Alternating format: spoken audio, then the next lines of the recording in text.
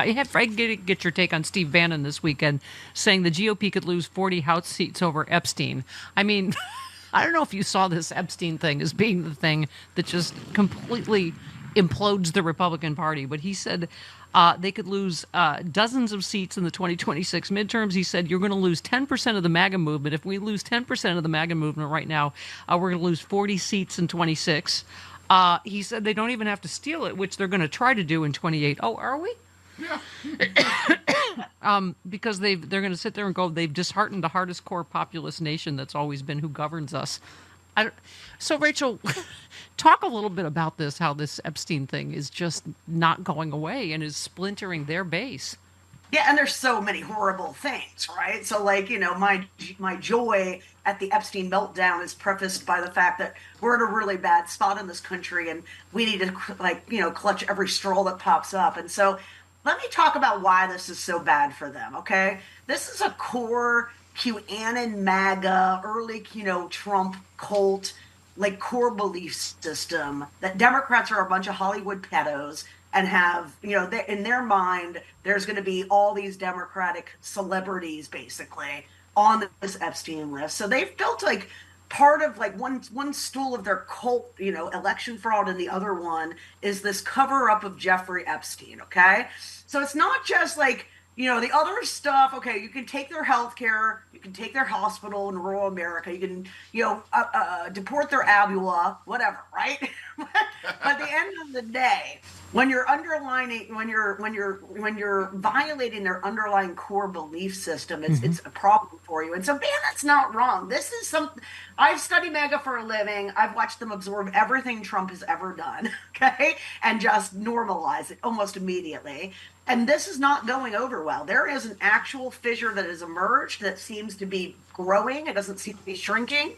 And I'm expecting some big problems for the Republicans from this Epstein fallout. I got to say, Rachel, Ryan tweeted, Trump being a rapist is not new information. We've known this for decades. Republicans voted for him because it wasn't a deal breaker for them. I mean, so it is interesting that you go, oh, none of that stuck. But I think it goes to what you just said. The point is, because they've been told for years that all Democrats, have sex with children and, drink their blood or something. Yes. I mean, yes. Yeah. And by the way, Titus Nation said, dude, you could stop all this if you just release the Epstein files and show you aren't in them, and your tax returns and your school records and your infrastructure plan and your health care plan. Cool. Well, this is the only betrayal that MAGA seems to care about, right? Yeah, and again, it's because it strikes with this core belief of the deep state that they are on all right. The Nazis at Nuremberg, guys, it's not like they were sitting there going, oh man, boy, did we screw up. Right. Boy, we're so sorry, we're so embarrassed. No, dude, they were at the Nuremberg trial still convinced that they were the good guys, fighting on the forces of humanity. And that's what MAGA, I know it seems impossible, right? Because there's such terrible people doing such terrible things, but they really are deeply committed to this idea that they're the superheroes here. And this, suddenly they're it'd be the equivalent of Superman, right? Right. Coming out doing something off-brand, and that's exactly what's happened in their minds. Well, yeah, CNN data analyst Harry Enton, I'm sure you paid attention to him. He declared that Trump's handling of the Epstein files a massive unforced error. He said Donald Trump would love this story to go away, but in fact, it's climbing higher and higher. To look at this, Google searches for Epstein up 1,200% this week versus last. And get this, currently the top topic search with Trump on Google alongside his presidency. So Trump normally, leans into stories in which there's controversy, like tariffs, for example. This is a story which he's trying to get away from, basically saying, why is anyone still interested in this story? The bottom line is people are very interested in the story to historic degrees, at least this week. And they just keep making it worse every day, don't they? Yeah, and you have to keep in mind, when we talk about the MAGA coalition, there's different elements, okay? I mean, there's a hanging on swing vote that went Trump because Biden was in power and they got tired and wanted change.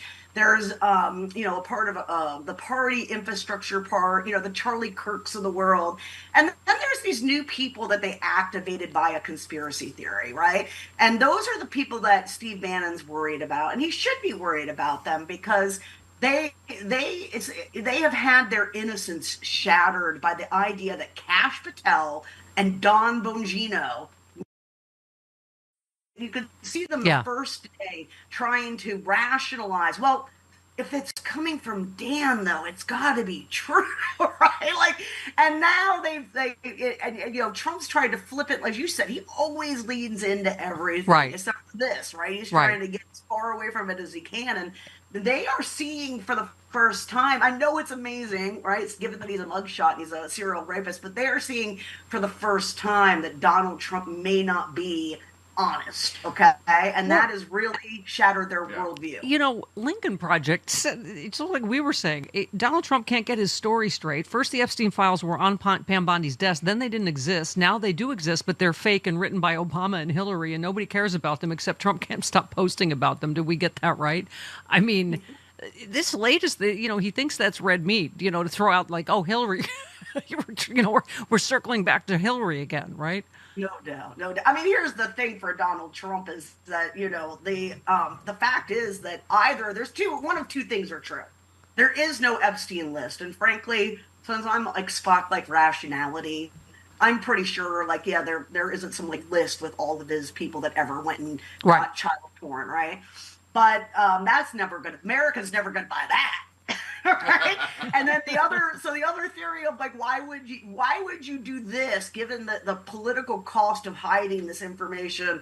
And the fact is it's because Trump's on that list. Everyone knows he's on Of that course list. he If is. there's a Yeah. list, he's on it, okay? Yeah.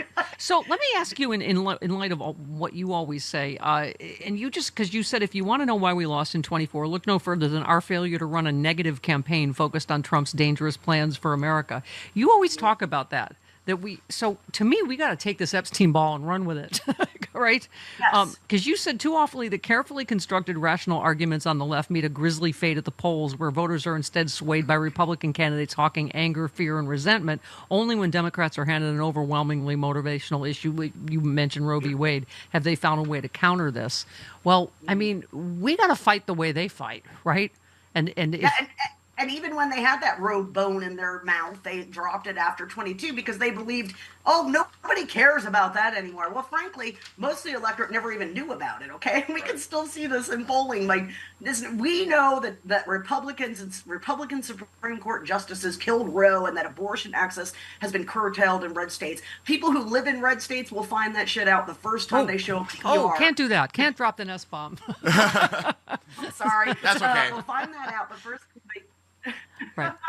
Right. First time they show up at the ER and then they're denied care for a miscarriage, right? So like part of our problem is this assumption, and it's the underlying assumption of our entire system, which is that the voters already know generally what Republicans are up to and blah, blah, blah. Well, they clearly don't. I mean, look at Donald Trump's approval rating from January till now. It's largely flat. Yes, there's a mild decline, but it's largely flat. Think about those 6 months with me, okay? One thing after the other, these terrible things have happened. Alligator Alcatraz, first concentration camp in the American system, right? All of these things, but the public's not reacting at all, right? Like you see movement maybe on certain policy things that you test, like Big Ugly Bill or whatever, but generally speaking, Trump's approval is pretty solid despite 6 months of insane, like way off the charts from Trump first term chaos. So why? If I want to ask you guys to think about that, why does that stay stagnant and flat? And I'm telling you the answer is why. The answer why is because nobody reads any news or listens to shows like this except for us. And, like most people do not listen to news in any way, shape, or form. And so if we don't, in our campaigns, come to the swing bucket, to the voter pool and say, look, these Republicans have taken your rural hospitals and closed it, reduced your schools down to 4 days a week. No one is going to do that for us, okay? Yeah. It's not going to happen. And so you end up a situation where the Republicans are running against us. They don't run campaigns about them. They run campaigns about us, okay? Yeah. And how terrible we are. And then you have our candidates, say, Abby Spanberger in Virginia, talking about how great she is and how many great things she wants to do for you. And there's no one left, Steph, to do that. No one left to bring the information this most terrible thing you want voters to know Yeah. to the electorate, except for our paid campaigns. So we Right. really have to fix that problem and Right. stat. I'm still struck by that no one is listening because I don't know why I'm getting up this early. I'm just. No, I mean, here's the thing, guys. Right? I'm told 6 million listen, but that's okay.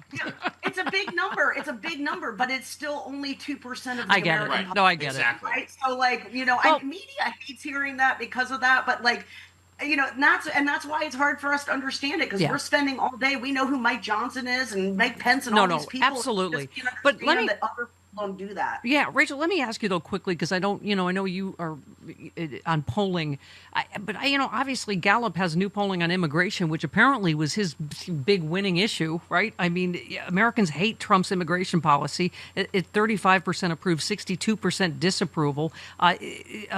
There's those who say immigration is a good thing for the country is at 80%.